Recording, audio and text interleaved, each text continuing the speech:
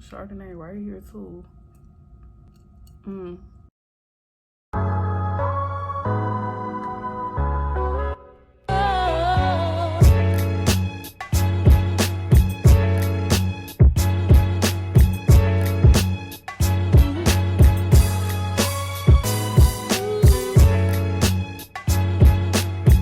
Hey y'all, it's your girl Shay Desiree, and today we're gonna be spilling some real tea about dating in your early 20s. Like, I'm about to break it down to y'all.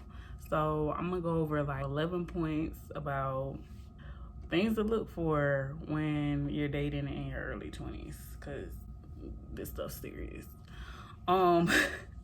So I have everything written down, so if you see me like glancing down, it's because making sure I'm giving y'all all the points y'all need to know.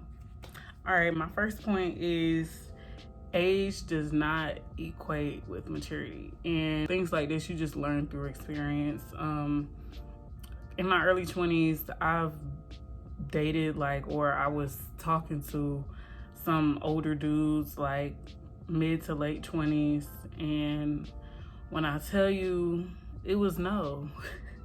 When you're young, you think oh, this guy's like 28, he's gonna be so mature, like he's not gonna be about the games. Nah, sis, it's not always gonna be like that. Like, dudes will play games with you, and maturity level has nothing to do with age. You can meet a guy that's young that's way more mature than a guy older than you. It just depends on the person. So it differs. It honestly differs. I can't even tell you, because guys in their 30s, 40s, it really doesn't matter. Like, they can have a maturity level of a 16-year-old in high school, and that's on the real. Like, it's just how it is. Okay, my second point is a really big point.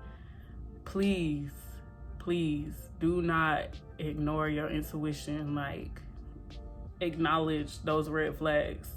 Whatever they showing you when you first meet them, you better take note, because from my experience, I would give people the benefit of the doubt, and we've all done it. We've all dated people, and then we look back on it, on the experience, and after it's over and done, and then we see yeah, they did kind of show me hints of them being crazy or possessive or whatever the issue is, or lack of communication. You always see that in the beginning, but that's like honeymoon stage, when you're first getting to know them, and you just you may see these red flags, but you just kind of be like, oh wait, he's so cute, whatever, I want to go in. No, you gotta date it. Like, depending on what the red flag is, nobody's perfect, but depending on what it is, like, if you're talking to somebody that's they in a relationship, hopefully you don't do that. We not side pieces around here. We don't do side piece stuff. This is the meal. But anyway, if he's cheating on her with you, what do you think is gonna happen if y'all get together? Like, it's inevitable. So 9 times out of 10, and really 10 times out of 10, your intuition is right. When if you feel like something's off about them, or whatever they telling you isn't really matching what you're seeing, believe what you're seeing. Don't just go off of their words alone. Okay, my third point is date different people if you're single. And I say this because when you're young, you're figuring out, you're learning about yourself. That's always going to be part of the life process, is you growing, learning about yourself, but also what you would want in a partner. So when you date different people, you get to see things that you like and that you don't like in people. It's really how you get to just know what type of person you're compatible with, and really it helps you identify what your needs are in a relationship, what you need from a person. Like, what you need is different than a want. Okay, my fourth point, which is sirens blazing right now. Sirens blazing. This is a big point. Be aware of situationships. Be aware of situationships. Unless you want to be and you're cool with being in a situationship, if you're, if that's what you are on right now, cool, no judgment. It's a judgment-free zone. But if you're looking for something serious, or you're really into a person and your feelings are tied into this for real, be aware of situationships. And a situationship is basically relationship stuff happening in a dynamic of a relationship, but y'all have no title. There's no commitment. So you really can't call them out for anything on a serious note because y'all have no commitment. And this is something you kind of want to stay away from. My experiences with it, like giving relationship effort to a person that is not giving it back to you, or who just doesn't want to be with you, it's gonna end with your feelings hurt, sis. Like, I'm being for real. Like, I've learned that the hard way. We don't wanna get our feelings hurt around here. So don't be giving nobody your all when you're not even getting half. Like, and if they not trying to commit to you, you have no obligation to give them anything that they're saying they're wanting or needing. This will be tested upon you a lot in your early 20s. When you get into college, situationships is a big thing that happens. A lot of dudes not trying to commit when they're in college, like especially if they're early in college. Maybe when they've already kind of had a feel or whatever, they might kind of cool down and want to be in a relationship. But if you're like early in your 20s, like still early in college, dudes do not be trying to commit. Like, situationships is really what they be trying to do. And it's an unfortunate thing because, one person's receiving all the benefits really, and the other person is just kind of getting their feelings hurt throughout the process, hoping that the other person will step up. But don't place false hope into somebody. Like, don't look at potential, bruh. Do not look at potential. Like, it's about the here and now, how they're treating you now. That's what you gotta believe. You can't just hope that one day he gonna see like, oh, he sees I'm always holding him down. Like, he can always come to me when nobody else.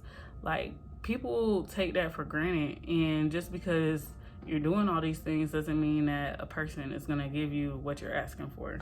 Okay, the fifth point is, do not rush into relationships, especially if you're not ready. Like, I've never been the type to rush into a relationship at all. Like, even if I like you, we can date and stuff. I just like to get to know a person.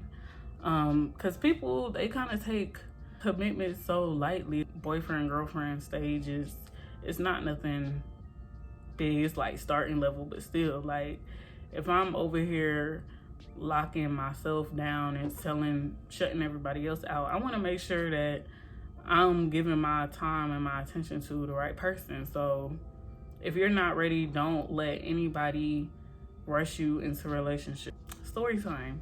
So there was one time where I wasn't really, I was dating a guy and I liked him, and he was ready to get into a relationship, and I'm just like, nah, not really ready yet. I want to give it some time. And eventually I ended up giving in before I was like fully ready, and we ended up breaking up anyway. Like, we weren't even together that long. So looking back, I'm like, I could have saved some time if I would have just dated this person a little bit longer and waited until I was ready to get into a relationship. And I'm not saying, still be careful. Somebody could flip this on you and be like, oh, we gonna get together eventually. But sis, if y'all been dating for like 6 months and this man's still not trying to commit to you for real, like, still have a boundary. Like, if somebody tries to flip that on you, say, oh, I'm eventually getting a relationship with you. At that point, then it's up to you if you cool with waiting. Independent on the dynamic of the situation, if they entertaining other people and stuff like that. This is stuff that has to be talked about. Whatever you're needing in the relationship or whatever you're looking for, y'all need to discuss that in the very beginning, because people make assumptions like, oh, I thought you were just dating me, or oh, I thought we had something, you know, serious going on. Like, you know, you need to talk about this with the person to see if y'all in the same headspace with what y'all looking for. Okay, my 6th point is the person you initially meet, that's their representative. You talking to their salesman. Okay. Let me take a sip of wine. I just realized I ain't been drinking my wine. Like, what? Chardonnay right here too. But yeah, you talking to their representative. That last point led right into this. That's exactly why I don't rush into relationships, because when you first meet someone, it's the honeymoon stage, you know, especially if they trying to get you to even notice them. Because, you know, sometimes how you end up talking to people that you didn't really pay too much attention to at first until you saw, you know, their persistence, and then you saw certain things that you liked in them. Yeah, but that's why you need to give it a couple months, you know, just to really dissect who they are as a person. Because that's happened to me. Like, I've talked to, at least this happened to me, I mean, more than once, unfortunately, where the guy was seeming like almost like a reflection of me. Like, they show qualities of me, like how I can be silly or bubbly and stuff like that. If you see a reflection of yourself, when you look in the mirror, you be like, oh, I'm bad, you know, yeah, I'm cute. And the person is showing like a reflection of the qualities they like in you, those same qualities that you like in yourself. You're gonna, you know, kind of look their way. Like, they kind of seem similar to me. Like, he be cracking the same kind of jokes I crack. And then months down the line, and you seeing like a whole nother face of this person that you weren't initially seeing. You want to see how a person is in different environments. Like, you want to see how they act when they're upset with you. You want to see what comes out of them, how they act. That's a really big thing. Don't always believe a person on the spot when they're showing you their good face, because you haven't seen all sides of them yet. We do the same thing on the flip side. We do the same thing. Like, when you're first talking to a person, you're showing them your best self. They may do something that kind of like irritates you, but you're not gonna really make a scene about it unless it was something big for real, because, you know, you're still trying to make sure that that person is attracted to you. So that's also what they're doing. But yeah, you just want to give that some time to see who they really are, because that same situation you didn't trip over when you were initially talking to them, let y'all be in a relationship and that happen, it may go different. So there's that. My 7th point. So put your needs first. This is like, this is something that in your 20s, your early 20s, you hopefully this video will help if you're at that, you know, if you're early on. But some people may learn the hard way. Put your needs first. It's okay to compromise. When you compromise certain things, not everything you can compromise. Like I mentioned earlier, there's a difference between a need and a want. A want is like, oh, I want him to know how to dress. Like, but the need is, if I call you, I need you to hit me back, like, at some point when you're available. That's a need. Like, I need communication, I need affection.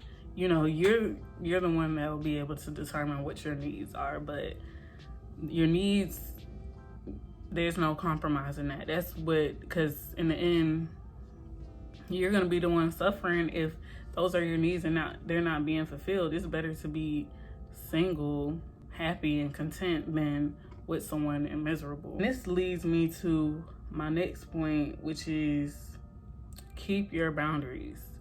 It's always okay to say no if you're not comfortable with whatever it is. This is bouncing off of like how certain things you can compromise, certain things you can't. If it's a boundary for you, then it's just a boundary.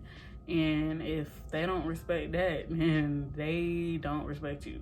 whoever you're entertaining or with, they should always want you to feel comfortable. They should never be trying to intentionally make you uncomfortable, even if it's for their benefit. That's selfish. I feel like we don't get told that enough growing up. We learn how to say no, but I feel like we need reinforcement with knowing that it's okay to say no. Somebody asking you to do something for them, but you got something else going on and it's gonna kind of interfere with that, you gotta know when to say no. Like, somebody inviting you to a party, but you got a test tomorrow. Like, it's okay to say no, even if they wanted to see you real bad. You can catch me next time.